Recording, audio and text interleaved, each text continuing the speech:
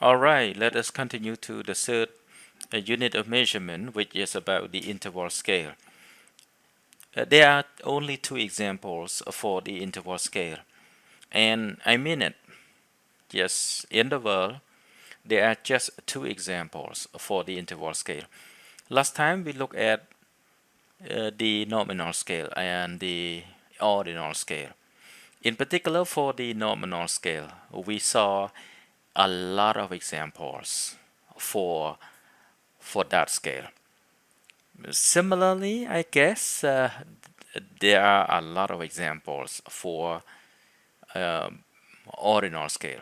But when it comes to the interval scale, there are just two examples in the world, I believe, in the world.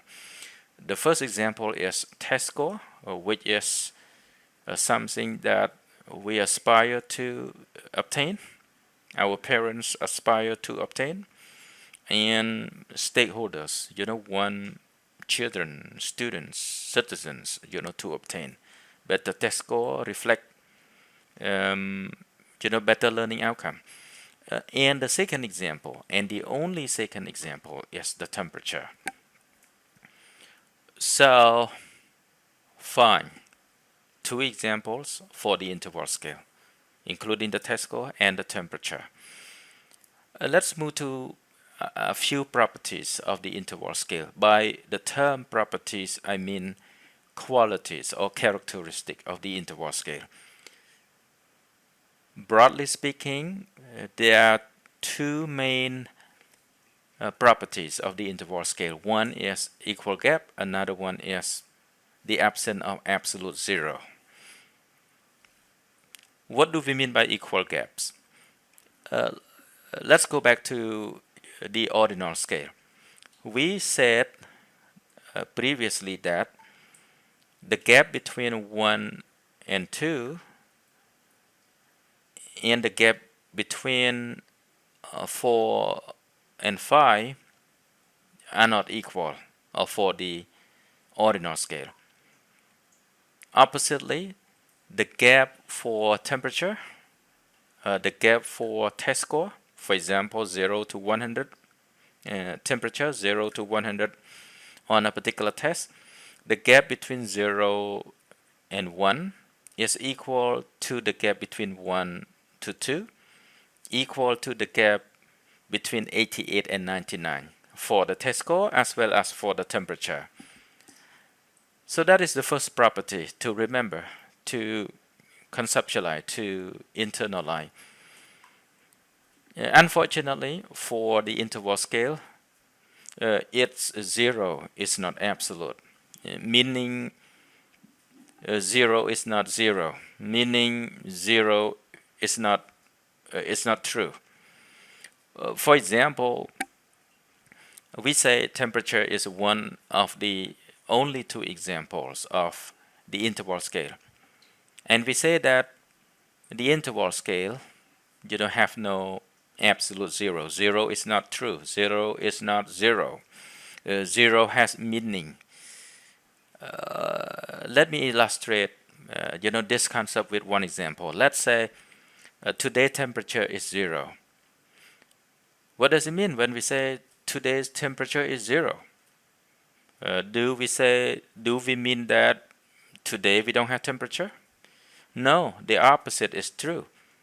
When today's temperature is 0, we are freezing.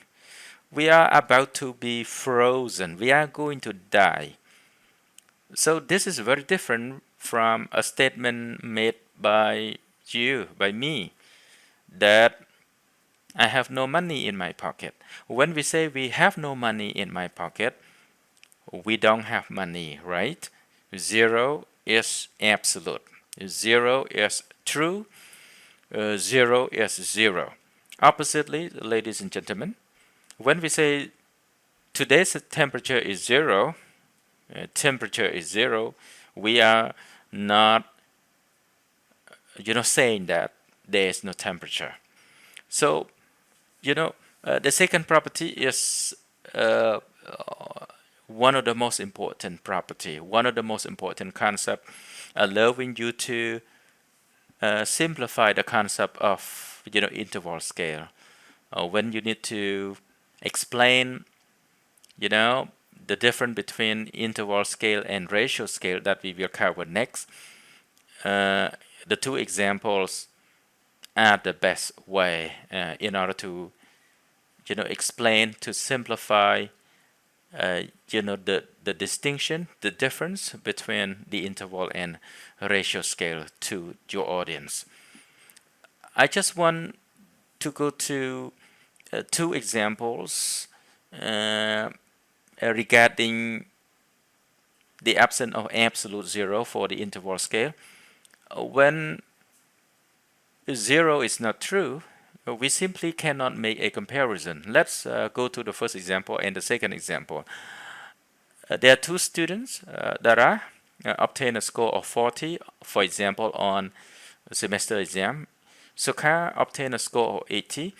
It is obvious, in front of us that Sokha's score, doubles the score obtained by Dara. We have a tendency to make a comparison like this. Sokha is twice as smart, or Sokha is twice as intelligent as Dara. Or we might state it this way. Dara is half as smart, or Dara is half as bright or as intelligent as Sokha. We cannot say like this. We cannot make such a comparison because, as we say, test score have no absolute zero. Possibly Sokha is 3 times, 4 times, 5 times, 6 times as smart as Dara, or it might mean something very different from this. But we are absolutely sure that we cannot make such a comparison using quantifier language as twice or 3 times or double or half. We cannot do so simply because test score have no absolute zero. Let's go to the last example here.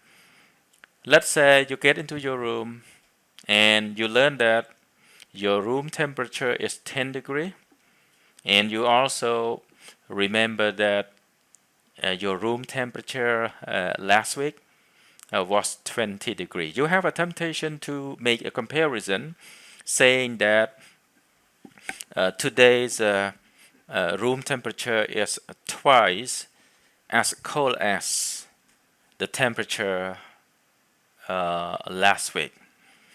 Or you might say, last week my room temperature last week was twice as hot as today's temperature.